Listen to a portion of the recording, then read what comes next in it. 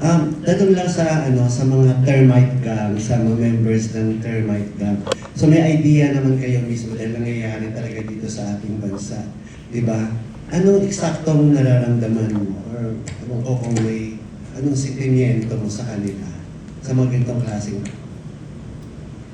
Ah, nung nabasa ko po kasi at nung finish po sa akin ni Direk, nakakalungkot po na nangyari siya sa totoong buhay. Pero naisip ko na biktima lang din sila. Biktima sila ng karahasan dito sa ating bansa, biktima rin ng kahirapan. Kaya po, nabanggit ko kanina na si Berto, isa sa puso nung gang. May puso po talaga siya pero wala siyang choice na kundi yun lang yung gawin dahil yun lang din yung alam niya para tulungan yung sarili niya, tulungan yung pamilya niya. Kaya ayun po, biktima lang din po sila. Kasi, sorry po, dagdag lang din na parang pag nagbe-build po ako ng character, parang nakikisimpatya rin ako sa kanya. Hindi ko siya ginajudge. Kaya po, ganun yung pakiramdam ko dun towards sa character ni Berto. Yan po. Kelvin? Sa akin naman po, yung pakiramdam ko kasi sa mga ganitong klaseng pangyayari o produkto talaga sila ng bansa natin, which is pare-pares din tayo may pinagdadaanan. Hindi naman natin sila pwedeng ipagtanggol lang din, kasi hindi naman din tama yung choice na kanilang pinuntahan. Pero hindi rin naman din natin sila pwedeng husgahan sa kanilang pinagdaraanan. Sa kahirapan na pinagdadaanan natin pare-parehas ngayon, hindi rin natin sila masisisi. Kasi tayo ay nagsosurvive lang sa pang-araw-araw natin kung paano tayo mabubuhay. And naniniwala sila sa kung ano lang yung meron sila, ano lang yung kaya nila, yun lang yung kaya nilang gawin, dun sila kakapit. Kasi para sa kanila siguro, para sa amin, mga termite gang, parang hindi lang naman kami yung magnanakaw eh. Diba? So, bakit hindi na lang din magnakaw na lang kami? Kasi nagnanakaw lang din naman sila. Legal nga lang sila. Kami illegal. So, parehas na kami magnanakaw. So, anong pinagkaiba nun? Naka-uniforming magnanakaw ba? Magkaiba sa madungis na magnanakaw? So, ang kulungan, kahit natawagin mo siyang gold, is kulungan pa rin siya eh. So, parehas lang. Pare-parehas lang tayo nagsusurvive. So, dito sa termite gang or dito sa aming pelikula, ikukwento lang namin yung panig ng mga nabiktima na nang bibiktima rin. So yung point of view nila kung paano sila nagsusurvive sa pang-araw-araw, kung bakit napipipi sila ng society para gumawa ng ganitong klaseng krimen o pagdidesisyon na pasukin para makasurvive lang sa pang-araw-araw. Thank you, Kelvin. Okay. Ako po, paano ba? Kasi unang-una, hindi naman talaga natin pwedeng pagtanggol yung ginagawa nila kasi nga labag sa batas yun, hindi ba? Pero ang responsibilidad po namin ay magkwento ng storya ng bawat karakter. And every time bumubuo kami ng karakter, tulad nung sinabi nila, hindi namin pwedeng sabihin, mali itong ginagawa ko kasi laging ang karakter ay may pinaglalaban, depende sa pinanggagalingan nila. Ang nakakalungkot sa if you step back and look at the bigger picture of kung nasan tayo ngayon, biktima tayo lahat ng maling sistema. Nagmamahal yung mga bilihin, nagmamahal ang mga gasolina, wala tayong maayos na transportasyon, yung mga nakaupo sa gobyerno, sila ang nag-aaway, tayo lahat ang nagdudusa. Ngayon, itong termite gun, magzo-zoom in lang tayo. O napapanood, magzo-zoom in lang tayo sa isang grupo na yun ang pinagdadaanan. Biktima ng buong sistema ng meron tayo ngayon. So excited po kami kasi tulad nga ng sinabi, hindi natin pwedeng husgahan. Ang gagawin lang po namin magkukwento at sa tulong po ni Direk, yun po ang gagawin namin. At makikilala niyo po ang Silencio, si Roberto at lahat po kami. At sana po magustuhan niyo. At sana po meron po tayong mapulot na aral at pwede nating ibahagi sa ibang tao as we go along on our everyday lives. Salamat po. Thank you, RK. Dago lang po doon, no? Hindi naman kasi porket tama siya parang hindi naman porket sa tama lang tayo natututo kasi para sa akin naman, parang mas natututo tayo dun sa mali. Kumbaga hindi naman sinasabi na piliin mong magkamali para matuto ka, no? Pero ito kasing kinukwento namin, pinakikita namin mali para makita mo yung tamang gawain. So, kabaligtaran, para kapulutan siya ng aral. May matutunan naman talaga tayo sa bawat pagkakamali, Kelvin. Oo. Bago ko hingan, gusto ko sana hingan sa mga sinabi niya, gusto ko sana hingan ng reaction si Ma'am Ruby, at saka of course, mula din sa isang kabataan, si Therese. Pero bago yan, Ma'am Ruby, direct lang muna kasi usually yung ganitong movie at ang bida nga ay yung termite ka.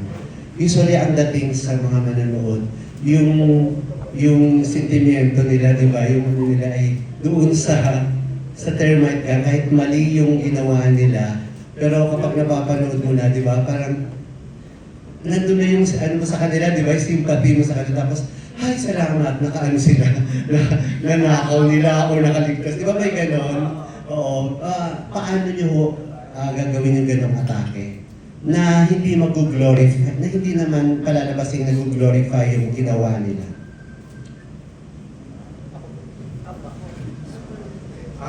We only sympathize with the underdog or the Robin Hood, yung mga negative characters, because they portray what is hidden inside us, the dark side of each person. We all have our dark sides. Hindi naman tayo all year than out and out.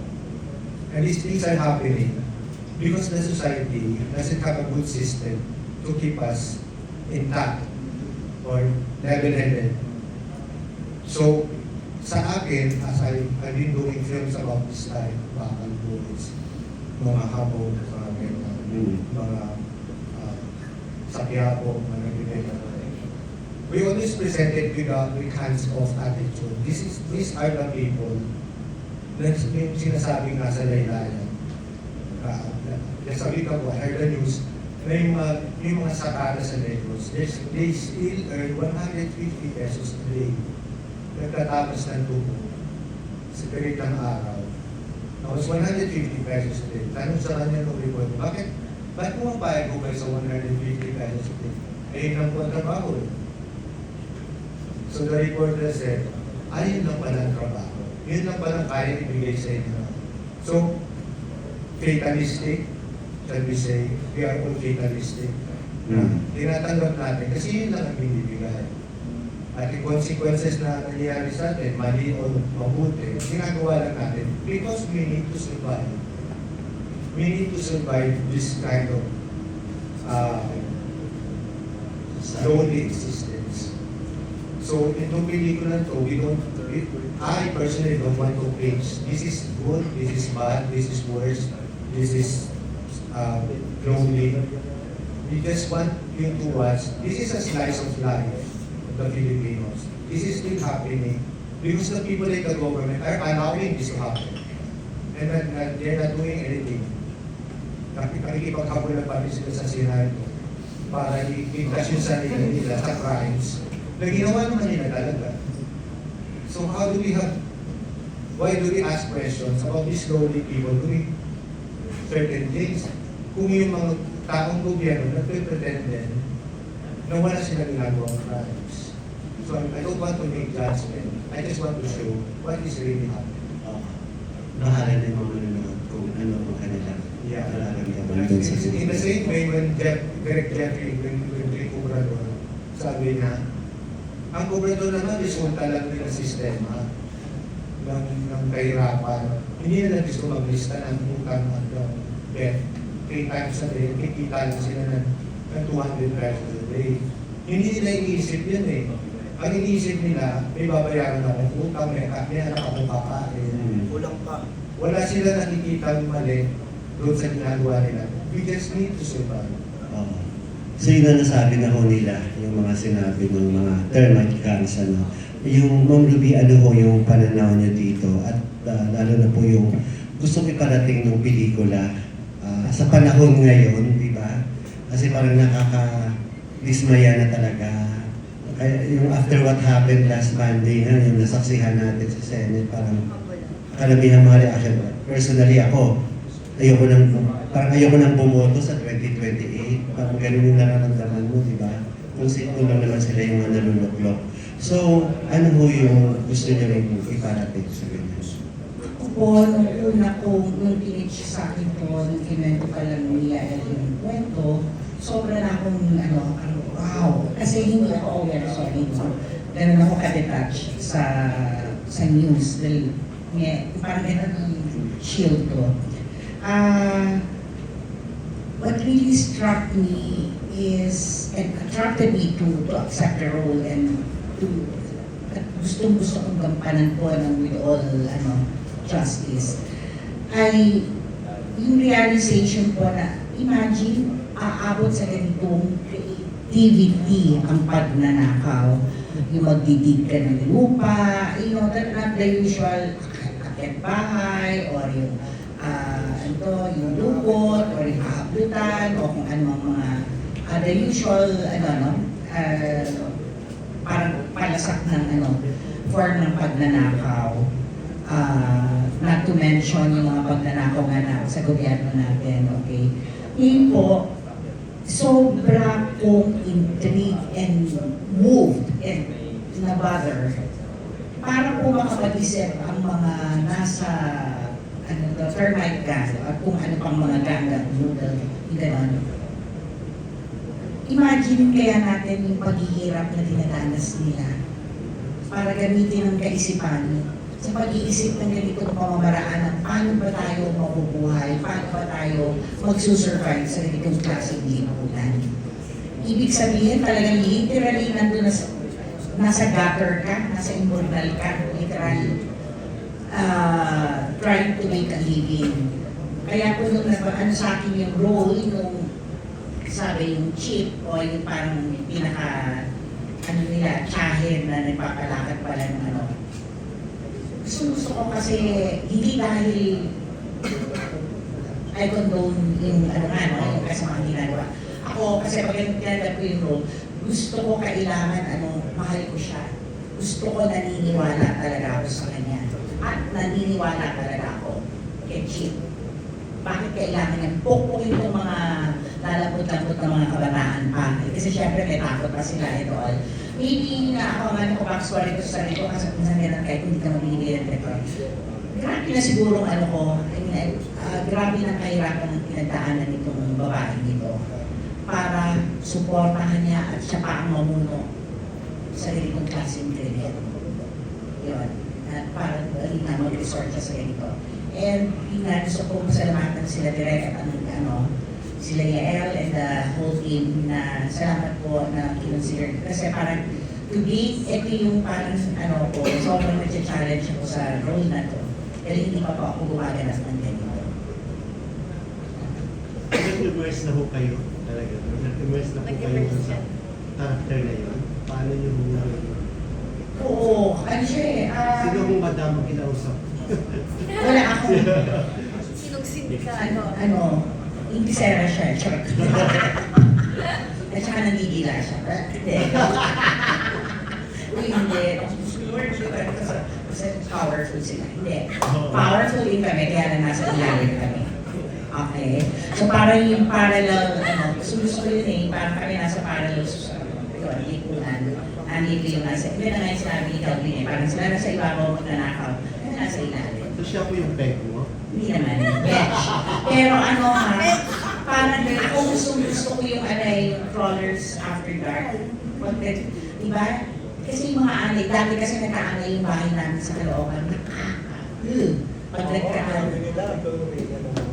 Di mo, oo, kaya mahuli yung Reyna. Kung hindi ako mamamatay, kahit anong termite control yan. Diba? Ganong kalupit. Hindi, tsaka parang gusto ko direct, grabe ka, napaka-creative ko ni direct. Kasi, diba, yung parang parallelism nung anay sa lipunan natin.